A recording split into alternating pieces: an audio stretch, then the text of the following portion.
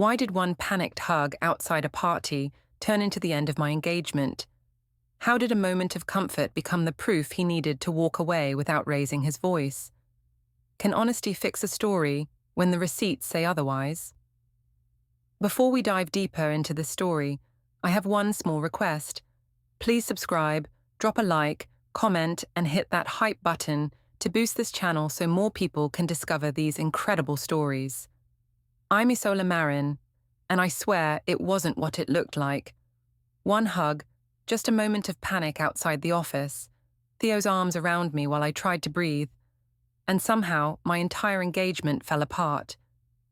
Nathan didn't shout, didn't accuse, didn't even ask for an explanation. He just stood there in the parking lot, eyes steady, and said we'd talk later. But later never came. What everyone saw online was the photo someone snapped from across the street, me clinging to Theo like he was the only person keeping me upright.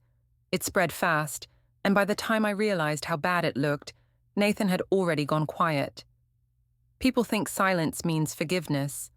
It doesn't, it means calculation. I told myself he was overreacting, that no sane man would end an engagement over a misunderstanding. But then little things started changing. The locked drawer, the late personal meetings, the printer humming after midnight. I told myself I was the victim, that I'd only been seeking comfort. Now I'm starting to wonder if I really believed that, or if I just didn't want to see what his calmness was hiding. I still tell myself that moment outside wasn't what people said it was. It was cold that night, sharp air that made everything echo louder than it should have. I'd just finished a late work event, one of those endless networking things where you smile so long your face starts to ache. My chest had been tight for hours. By the time I stepped out of the building, I could barely breathe. Theo followed me out, asking if I was okay, and I remember shaking my head before I even knew I was doing it. He stepped forward, gentle, his arms around me just long enough for the shaking to stop. That was all it was, a hug. But that's the thing about moments. People see what they want to see. Nathan didn't speak when he saw us. He stood across the street near his car, one hand in his coat pocket, the other holding his phone like he'd frozen mid-call. The streetlight made him look carved out of stillness. I tried to pull away from Theo, but it was already too late. I waved, pretending nothing was strange. Nathan's eyes met mine for half a second before he got in his car and drove off without a word. The taillights felt like an ending, even though I kept telling myself it wasn't. Theo muttered something about me calling Nathan, but I brushed it off. I said he always needed time to cool down, that he was just tired from work. I tried to laugh, but it came out wrong. I didn't even realize someone from the office was still outside until I saw the glow of a phone camera. I didn't think much of it then. I just wanted to go home, shower, and sleep off the embarrassment. When I got to our apartment, Nathan wasn't there. His mug sat on the kitchen counter, spotless, next to mine half filled with old coffee. I texted him that I was home, added a smiley face so it wouldn't seem tense. No response. I checked his location and saw no signal. That had never happened before. The apartment felt too big without him, and I hated that. I opened my laptop, thinking I'd distract myself with work, but my screen filled with messages before I even touched the keyboard. Someone from the office had posted the picture. Me in Theo's arms, my face hidden in his shoulder, captioned, "Rough night for the marketing team." It already had likes, comments, little fire emojis. I deleted the tag, but screenshots spread faster than deletion ever could. My phone buzzed non-stop, my sister Lydia asking what happened, co-workers sending laughing reactions, one message from Theo saying he'd handle it. I didn't reply to any of them. I sat there watching my reflection in the dark screen until I noticed something behind me. A faint blinking light from Nathan's home office. He'd left his work laptop open, a spreadsheet still glowing. The columns were labeled with vague words. Expenses, records, photos. I didn't think much of it, just assumed it was something for his job.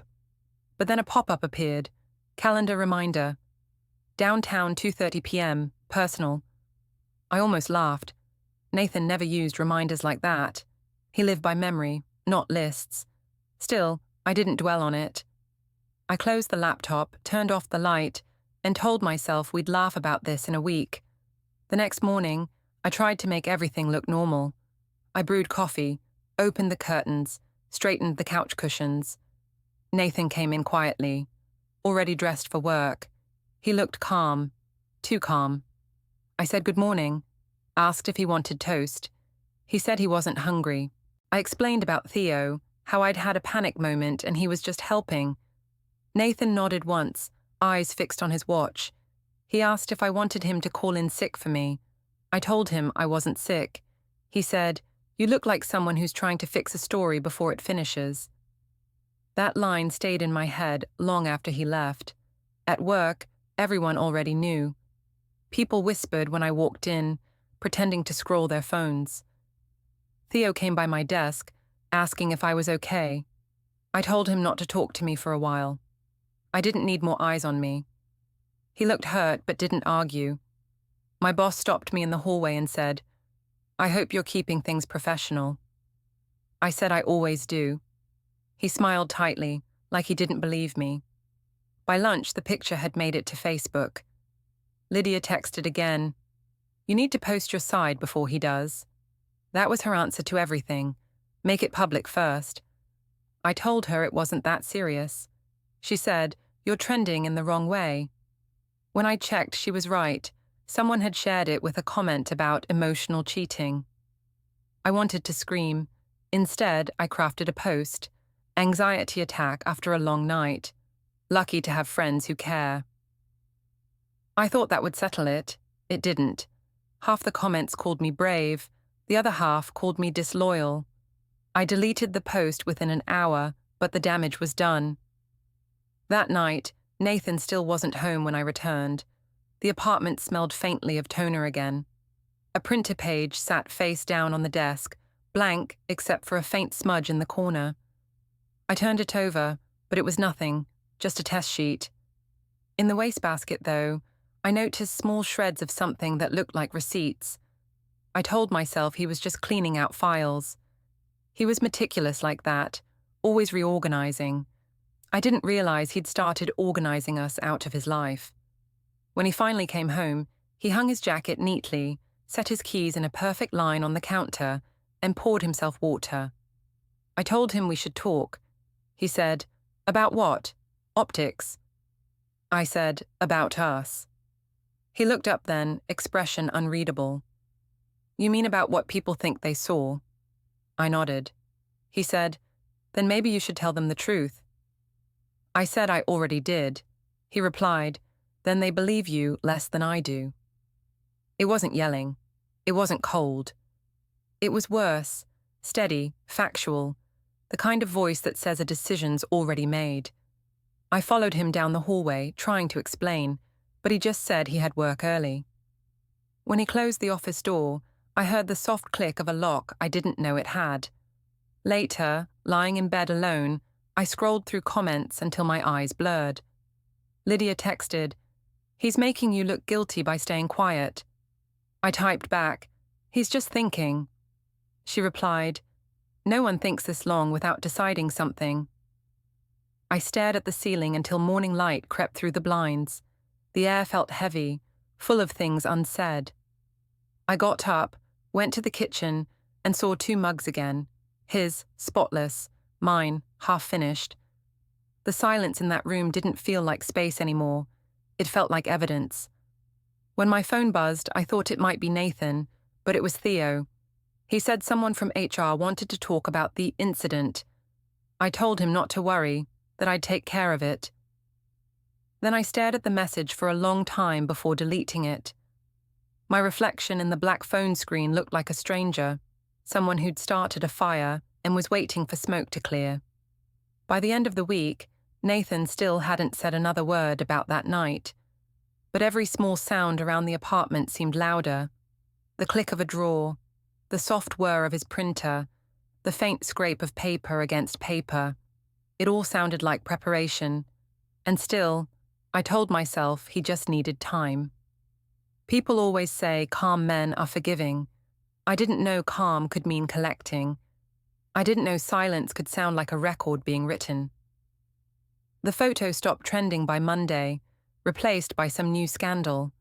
I thought that meant we were fine again. But Nathan's tone stayed even, polite, like I was a coworker sharing the same space. I tried touching his arm once as he passed. He flinched slightly, then smiled. That smile scared me more than anger ever could. That night, when I checked my phone before bed, a message preview flashed for just a second. Meeting personal, downtown 2:30 p.m. I didn't know if it was new or the same one from before.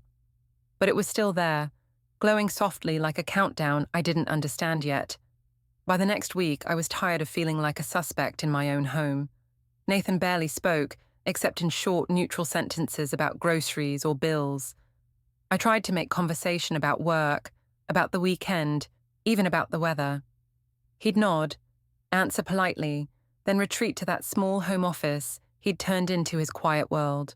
Every night the same rhythm, his printer clicking, my phone lighting up with comments or messages I pretended not to care about. I told myself I wouldn't be the one to apologize again.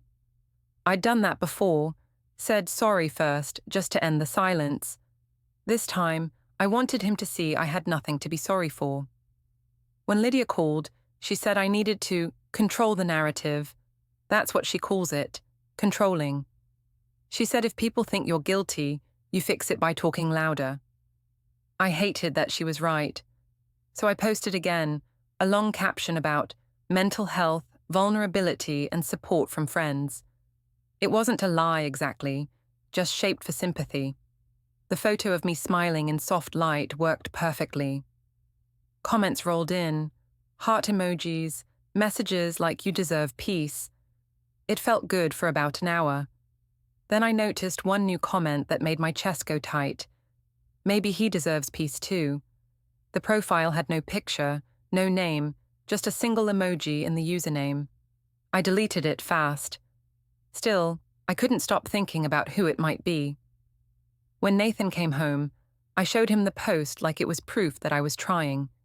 He didn't even glance at the screen. He said, "You think people believing you online means they'll believe you in person?" I told him it was just a way to move forward. He said, "It's a way to hide." That tone, soft but certain, made me feel small. I snapped back that he was turning everything into a performance. He said, "You already did that." I slept on the couch that night. It wasn't dramatic. I just didn't want to feel him not touching me. At work, things weren't better. HR called me in, said they'd received concerns about professional boundaries. I smiled through it, said it was an overreaction, that everyone knew Theo was just helping. The HR manager nodded in that way people do when they've already decided.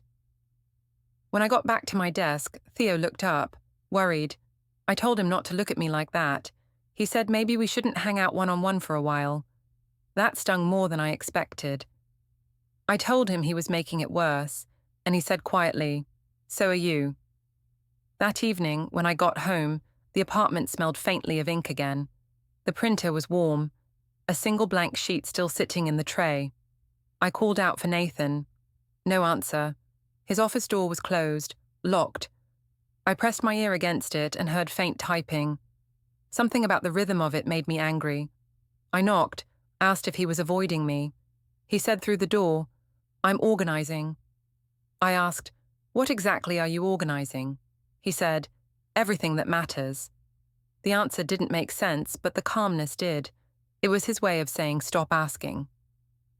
That weekend, my parents invited us for dinner. Nathan said he had to work. I went alone, already prepared to defend myself. My mother kept glancing toward the door, as if she still expected him to appear. My father, quiet as always, asked if things were fine. I said we were just stressed. Lydia, who'd tagged along uninvited, jumped in to say that men who can't handle their fiancés having friends aren't husband material. My mother told her to hush, but I didn't stop her. It felt good to have someone on my side for once. After dinner, Lydia filmed a short clip in the kitchen, both of us pretending to laugh while she held her phone high. I told her not to post it yet. She said she'd blur the background if Nathan complained. That's how she works, half-truths wrapped in filters. Sunday morning, I woke up to find the clip already online. The caption read, "Sisters before secrets." It got hundreds of views in an hour. When Nathan saw it, he didn't say a word. He just turned his phone face down and kept eating breakfast. I told him she was being dramatic. He said, "You like it when people are." Later that day, I went to his office to ask if he wanted to talk. He said, "Talking is what caused this." I told him he couldn't just shut down forever. He said, "You'll see." I asked what that meant, but he only looked back at his computer screen. I noticed a USB drive taped under the edge of a file folder, labeled Taxes. I pointed at it, joking, "What, hiding secrets now?" He said, "Just saving space." I laughed because I didn't know what else to do. By Monday, rumors at work had softened into gossip fatigue, but something else started, a kind of distance that felt worse than outrage. People greeted me with careful smiles. Even Theo avoided eye contact. When the manager mentioned a reassignment to another team, I knew what it meant. Damage control. I wanted to tell Nathan about it, to complain, but he was already gone when I got home. That night, the door to his office was open for the first time in days. I peeked inside. The desk was spotless. His computer screen showed a single open folder named Household. Inside were files with dates, no labels. I clicked one. It was a simple table: date, time, description, rows and rows of plain entries. Every appointment, every bill, every night he came home late or I didn't. There was even a line for Saturday, Isola posted new photo. My breath caught. I closed the file fast, but the damage was done. He'd been recording everything. When he returned, I asked why. He said, "It helps me remember what's real." I told him that was obsessive. He said, "Maybe it's clarity." We sat in silence for a long time. Finally, I said, I wanted things to go back to normal. He said, "Normal is what you call denial." I told him I didn't deserve this treatment over one mistake. He said, "It's not about one." That night, I deleted every post, every photo that mentioned him. I told myself it was for peace, but it was really because I didn't want him to see how desperate I looked online. I stared at the empty profile, thinking maybe this was how you start over, quietly erasing the evidence of who you used to be. But when I checked his laptop the next morning, the files had multiplied. New timestamps, new entries. The most recent one read, 5:12 a.m., file upload successful. I stared at the words, unsure whether to feel angry or afraid. He was building something, some quiet wall I couldn't see. Before leaving for work, he set his mug on the counter next to mine. They didn't touch, just sat side by side like a line drawn between us. I told him I loved him. He said, "You love being forgiven." On my way out, I caught sight of our reflection in the window. Me holding my bag, him straightening his collar. Two people sharing space, no connection left. I wanted to scream, to make him react, to prove he still cared. Instead, I just said, "You're acting like you've already left." He looked at me, calm as ever, and said, "Some exits are quiet." Then he picked up his keys and walked out. I watched him go, listening to the faint click of the lock, the sound of order closing around me again. The apartment felt smaller, tidier, emptier, like a room already catalogued and filed away. And for the first time, I started wondering if I was the last person who still thought we were together. The engagement party was supposed to fix everything. At least, that's what I told myself while standing in front of the mirror, trying to decide whether red looked too confident or white looked too guilty. Nathan had barely spoken to me all week, but I convinced him to go through with the party because cancelling would look bad. That's what mattered, how things looked. He didn't argue. He rarely did anymore. He just nodded and said he'd be ready by 7.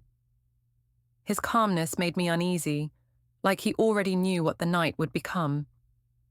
By the time we arrived at the restaurant terrace, the air smelled of jasmine and roasted garlic, the kind of scent that makes everything feel warmer than it is. Friends were already gathered around the string-lit tables. Lydia waved me over, shouting something about how stunning I looked. Nathan smiled politely, shook hands, said thank you. I wanted him to hold my hand, to play the part, but his stayed in his pocket. I told myself it was fine. He'd thaw out once the night started. Theo was there, of course. Lydia insisted on inviting him because it would be awkward not to. When I saw him by the bar, I almost turned around. He looked nervous, eyes flicking between me and Nathan. I walked up, smiled like nothing was wrong, and asked if he wanted a drink. He said he'd stick to soda. I laughed too loudly and told him he was acting guilty for no reason. He didn't laugh back. I caught Nathan watching us from across the room. His expression didn't change. Dinner began slow, a dozen polite conversations layering over one another. Lydia made a toast about love and forgiveness that felt directed at me. Everyone clapped. Nathan raised his glass but didn't drink. I tried to fill the silence with jokes, small ones about how stressful wedding planning was, how Nathan's serious face scared photographers. People laughed politely. I caught my reflection in the window behind them. My smile looked too sharp. Halfway through dinner, Lydia whispered that I needed to show everyone things were fine. Do a speech, she said. Make it light, show you two are solid. So I stood up. I thanked everyone for coming, then looked at Nathan and said he'd been my rock through everything, even when I didn't deserve it. People awed. I smiled wider. Then I added, Nathan forgives faster than he feels. The table laughed, thinking it was a joke. Nathan didn't. He set his glass down, leaned back, and just looked at me. I stumbled through the rest of the speech, ending it with a forced laugh. Lydia clapped first, others followed, and I felt the heat rise in my face. Nathan leaned forward, his voice low enough only for me to hear. Do you ever get tired of performing? He asked. I froze, still smiling. People love honesty, I whispered back. Honesty doesn't need an audience, he said. Then he stood, excused himself to take a call, and walked toward the terrace doors. I followed after a minute, pretending to fix my hair. He was leaning against the railing, phone in hand, not talking. I asked if he was really working. He said, Some things can't wait. I asked what things. He said, the kind that need order. It didn't sound like an excuse. It sounded like a warning. I told him we were supposed to be celebrating. He said, we are, just different things. I asked what he meant, but he slipped his phone back into his pocket and returned inside. When I went back in, everyone was talking louder, trying to cover the awkwardness that lingered after he left. Lydia was filming the cake setup, smiling too wide for her followers. Theo avoided my eyes. My mother texted me from across the table. He looks distant. Fix it before people notice. I texted back, working on it. I had no idea how. As dessert was served, I noticed Nathan sitting with my father, talking quietly. My father nodded occasionally, his expression unreadable. I wondered what they were saying. My stomach twisted when I saw Nathan's hand rest lightly on a small folder beside his chair. He always brought his work everywhere, but this one looked different. Simple brown paper, no logo. Theo came over, said quietly that maybe I should apologize to Nathan for how the photo mess spiraled. I said, "You're the reason it spiraled." His face hardened. "You asked me to comfort you," he said. "I did." I said, "You didn't have to look like you enjoyed it." He stepped back, shaking his head. "You really don't hear yourself, do you?" Before I could respond, Lydia shouted for a photo. Everyone gathered near the cake. I forced myself between Nathan and Theo, smiling for the camera. Flash after flash. Lydia called out, "Kiss your fiancé." I turned toward Nathan. He hesitated. Cameras waited. Finally, he kissed my cheek, barely touching me. The flashes went off again. Everyone cheered. I pretended it was perfect. Afterward, as people drifted toward the bar, Nathan sat back down and opened that brown folder. Inside were neat pages of what looked like schedules, dates, times, expenses. He glanced at his phone, typing something, and the screen lit up with a message thread labeled Household. My chest tightened. I reached over his shoulder, pretending to be curious. He closed the folder instantly. "What's that?" I asked. "Planning," he said. "For what?" "For after," he said. I laughed. "After what?" He looked at me for a long second. "You'll see." The rest of the night blurred into clinking glasses and tight smiles. People hugged us goodbye with cautious voices. Lydia whispered that Nathan was killing the mood, that I should fix his face before someone posts about it. I wanted to scream at her, but instead, I smiled and said we were fine. That word, fine, felt hollow in my mouth. When everyone finally left, Nathan offered to drive. The car was silent, headlights cutting through the empty streets. I turned on the radio, some slow pop song filling the space. I asked if he was still angry. He said, "I'm past anger." I said, "That sounds worse." He didn't respond. When we reached the apartment, he went straight to his office again. I stood in the hallway for a long time, listening to the faint hum of his computer. I knocked once. He didn't answer. Through the crack under the door, I saw light flicker, shadows moving across the floor, like something turning slowly in a printer tray. I wanted to push the door open, but I couldn't. Instead, I went to the kitchen, poured a glass of wine, and stared out the window. My reflection looked calm, almost satisfied. I told myself I was still winning. I had the followers, the sympathy, the story everyone believed. Nathan's silence couldn't compete with that. But then my phone buzzed. "Lydia again. Someone just posted a clip of your speech. You look defensive. Comments are split." I clicked the link. There I was, smiling too big, saying Nathan forgives faster than he feels. Underneath, someone had commented, "You can hear the cold in his silence."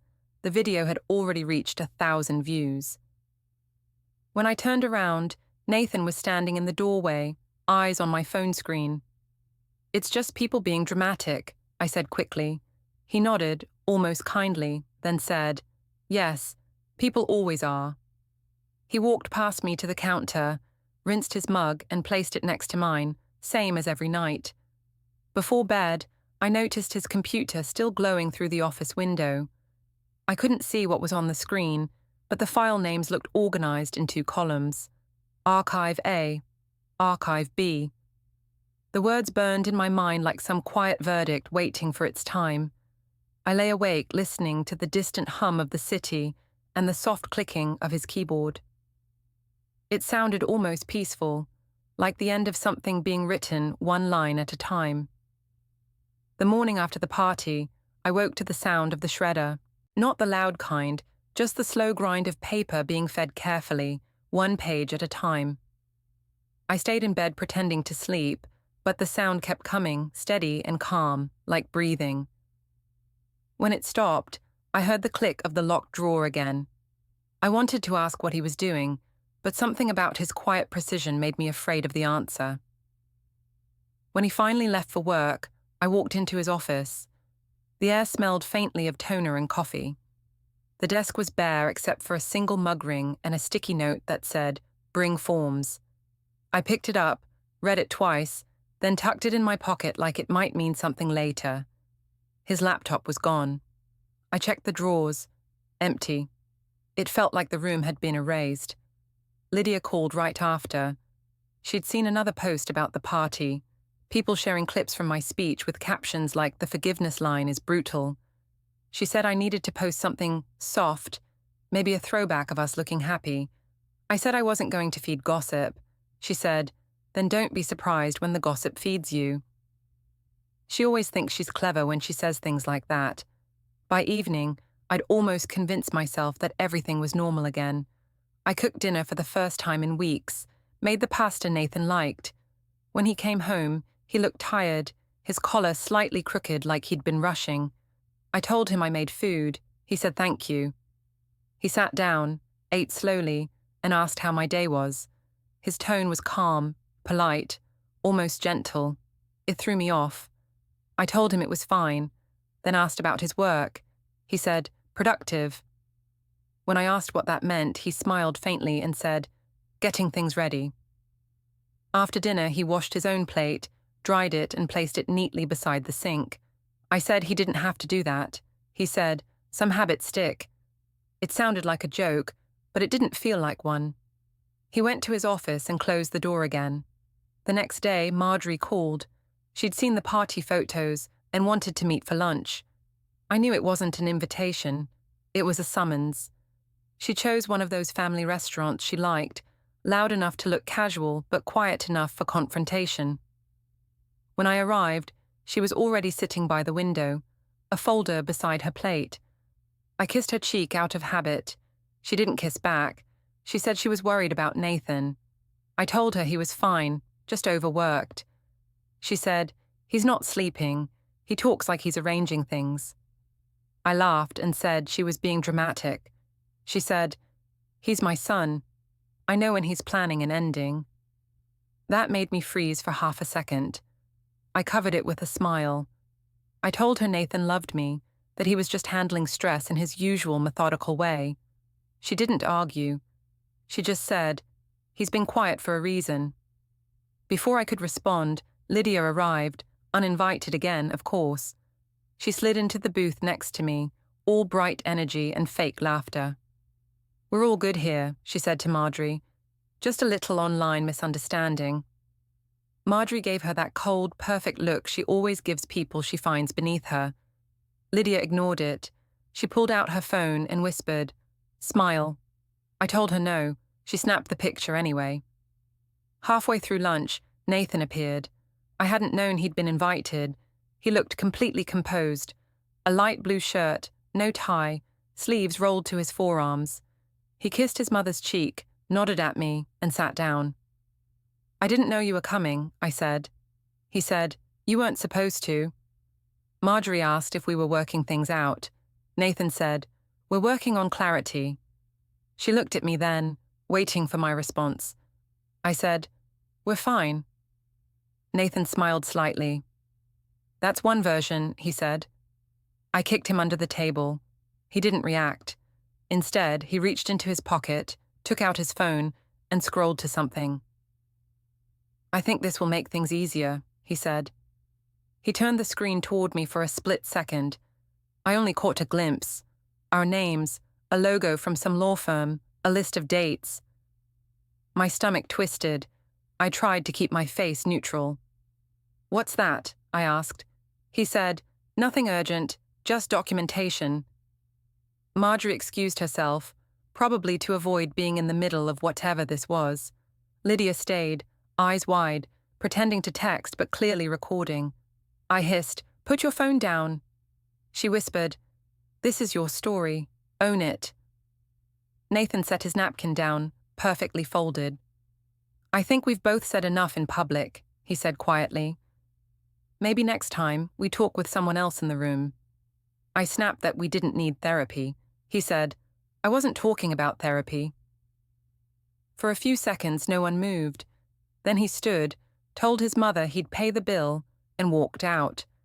I followed him outside, calling his name. He didn't turn. I caught up, grabbed his arm, and said, you're embarrassing me. He looked at me with that same calm distance and said, that's what truth feels like. Then he pulled away. That night, I called my father, hoping he'd talk to Nathan for me. He said he'd already spoken to him earlier in the week.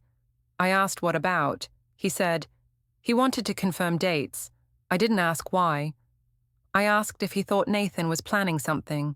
He said quietly, he's a reasonable man. That's what makes him dangerous when he's done. I barely slept. Around midnight, I heard a faint beep from the hallway. I followed the sound to Nathan's office door. It was unlocked for once. On the desk was a flash drive beside a piece of paper that said, Archive A complete. I picked up the drive, turned it over in my fingers, wondering what he was keeping. My phone buzzed. Lydia again. Post something funny before people forget you're likable. I typed a reply, deleted it, then looked back at the flash drive. I set it down where I found it. In the morning, he was already gone. The drive was too. On the counter, next to his empty mug, was a folded note. Inside, just one sentence. We'll handle this properly. No signature, no explanation. By afternoon, I'd already received calls from two of my cousins asking what was happening. Apparently, Marjorie had been seeking prayer support from her church group. My name was now being whispered through family threads like a diagnosis. I texted Nathan, asking what he told them. He didn't answer. That evening, I found him sitting on the balcony, looking out at the street. I joined him, tried to keep my voice soft. Can we not make this bigger than it is? I asked. He said, it's already as big as it needs to be. I said, you're overreacting. He said, you keep saying that. Maybe you just don't like proportion when it's not in your favor. I told him people were starting to talk, that we needed to present a united front. He said, that's exactly what you've always wanted, a front. The word stung more than it should have. I asked what he meant. He said, you call it transparency when it's performance. I call it done. He stood, went inside, and closed the balcony door behind him. I stayed out there long after the lights in his office went out. The city hummed below, soft and steady, like a world moving on without me. Later that night, I checked my phone again. Lydia had posted a new video, me at the lunch table, eyes wide, Nathan walking away in the background. The caption read, some people can't handle strong women. It already had thousands of views. I didn't know whether to thank her or block her. I typed a comment, deleted it, typed again, then threw my phone onto the couch. When I went to bed, Nathan wasn't there. The pillow beside me was untouched, the sheet smooth and cold.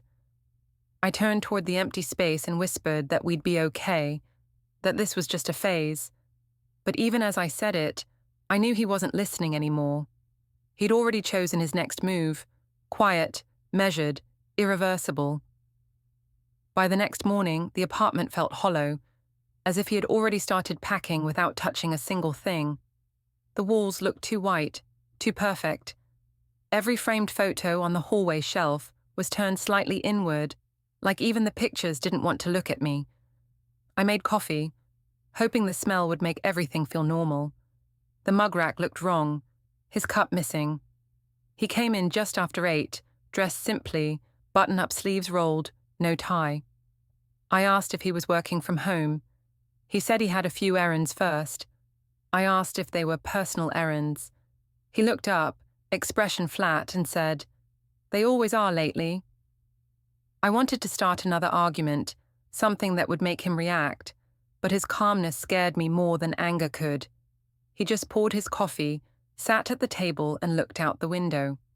I said, "You're going to have to talk eventually." He said, "Eventually always comes." That line followed me all day. At work, I couldn't focus. People were whispering again, but not about the photo this time, about the engagement party. Someone had posted a clip from that night, me laughing too loudly, Nathan's expression unreadable. The comments called him checked out. I wanted to defend him, but I didn't know how without sounding like I was covering guilt. I left early, telling my boss I felt dizzy. In the parking lot, I saw Theo leaning against his car. He said he wanted to talk, to apologize again for everything. I told him he didn't need to. He said he did, because things had gone too far. He said, "Nathan deserves honesty." I said, "I've given him enough honesty to drown in." Theo looked disappointed. He said, "That's not what I meant." When I got home, Nathan's car was already in the driveway. Through the window, I could see him sitting at the table with a stack of papers. I stepped inside quietly, half expecting him to look up. He didn't. The table was covered with organized piles, folders labeled utilities, bank, storage, and another one blank. He was writing something on a yellow pad. I asked if we were doing taxes early. He said, "Not exactly." I asked what he meant. He said, "You'll see." He didn't sound angry, only precise. He stacked one folder, clipped it, and placed it in a box near the door. I tried to joke. "You're getting scary with all this organization," I said. "Are you building a case file?" He looked up then, calm as ever, and said, "I'm making things proper." I laughed awkwardly. "Proper? That sounds serious." He said, "It is." I went to the bedroom, closed the door, and sat on the edge of the bed. For the first time, I realized he might not be bluffing. I thought about calling Lydia, but she'd just tell me to get ahead of it with another post. Instead, I called my father. He answered quietly, like he'd been expecting the call. I asked if Nathan had talked to him again. He said yes. I asked what about. He said he's sorting what belongs to whom. I froze. "He can't just do that," I said. My father sighed. "He can if he has proof." "Proof of what?" I asked. He said, "He didn't tell me, but he sounded certain." When I hung up, my hands were shaking. I walked back to the living room. Nathan was still there, now sealing envelopes.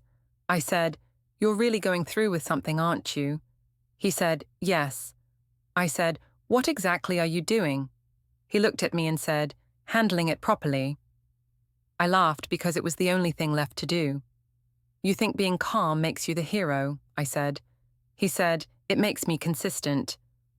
We stood in silence for a long time. I asked if he still loved me. He said, "Love doesn't erase patterns." I said, "You're twisting everything to look like betrayal." He said, "You did that on your own." I walked to the balcony, needing air. He followed but didn't stand close. The sky was orange, the city humming below. I said, "You really think this is worth ending everything over?" He said, "It ended when truth started sounding like manipulation." That hurt more than shouting ever could. I turned toward him. "So what now? You pack up your records and leave?" He said, "Not yet." I said, "Then what do you want from me?" He said, "Nothing I can get from lies." For a second I thought he might cry, but his face stayed still. I reached for his hand. He stepped back. "You're not the victim," he said. "Stop pretending to be." I said, "You're punishing me for being human." He said, "No, I'm protecting myself for the first time." I went inside and slammed the balcony door. He stayed outside, silent. After a while, I heard the faint buzz of his phone, then his voice speaking softly, just enough to catch fragments. "Yes, all documented. By Friday." I leaned against the wall, listening, heart pounding. When he came back in, I pretended not to notice. Later that night, he sat at the desk again. I asked if he wanted dinner. He said he'd eaten already. I asked with who. He said, with reason. I told him he was starting to sound cruel. He said, "Cruelty is when you make someone question what's true." I'm past that. He typed something, printed a single page, and slid it into a folder marked Archive B. I asked what was in Archive A. He said, "The beginning." I didn't sleep. I kept replaying his words in my head, handling it properly. I checked my phone, scrolling through old photos of us smiling, laughing, pretending we were ordinary. Around 2 a.m, a notification flashed. File uploaded successfully. I didn't know whose account it was from, but it made me shiver. When dawn came, he was already dressed. He stood by the door holding a box. I asked where he was going. He said, "To finish things." I said, "Finish what?" He said, "You'll know soon." He walked out without looking back. I watched from the window as he placed the box carefully in the car and drove away. The street stayed quiet long after he left, as if even the city didn't want to echo his calm. That afternoon, Lydia called again, furious that Nathan had unfollowed her. She said, That's how you know it's serious. Men only clean up their social media when they're building evidence. I told her to stop reading into everything. She said, "You're the one who should start reading." I spent the evening cleaning. Every surface I wiped made me feel smaller. His side of the closet was still full, but it looked too neat, like he'd already taken inventory. On the dresser, under a folded shirt, I found a spare key I didn't recognize. It had a small white tag labeled Unit 203. I didn't know what it opened, and I didn't want to ask. When he returned, it was late. He looked calm, almost peaceful. I asked if we could talk. He said, "We already have." I said, "Not really." He said, "I'm done arguing about versions of truth." I stepped closer, trying to soften my voice. "Can we please fix this?" He looked at me for a long time and said, "I'll fix it properly." That was the first time I realized he wasn't threatening me. He was promising something final. He poured himself a drink, sat on the couch, and turned on the news like nothing was happening. I sat beside him, staring at the flickering light on his face. After a while, he said, "You wanted attention, now you'll have it." I asked what that meant. He didn't answer. The clock ticked louder than usual. I could hear every second slide past, marking something invisible between us. When he finally stood, he placed his empty glass beside mine. "Sleep," he said. "Tomorrow starts early." I didn't ask what was happening tomorrow. I didn't want to know. But deep down, I already did. The courthouse lobby smelled faintly of paper and rain. I thought we were meeting to talk. He stood near the reception desk, calm as ever, a folder in his hand. When he handed it to the clerk, she called my name aloud, her voice echoing off the marble. People turned. Inside the folder, my name appeared beside termination of engagement and financial release. My throat went dry. Nathan didn't look at me, just signed once and nodded. Phones lifted, flashes went off. I tried to speak, but no sound came. He thanked the clerk, turned, and walked away while the crowd whispered my name.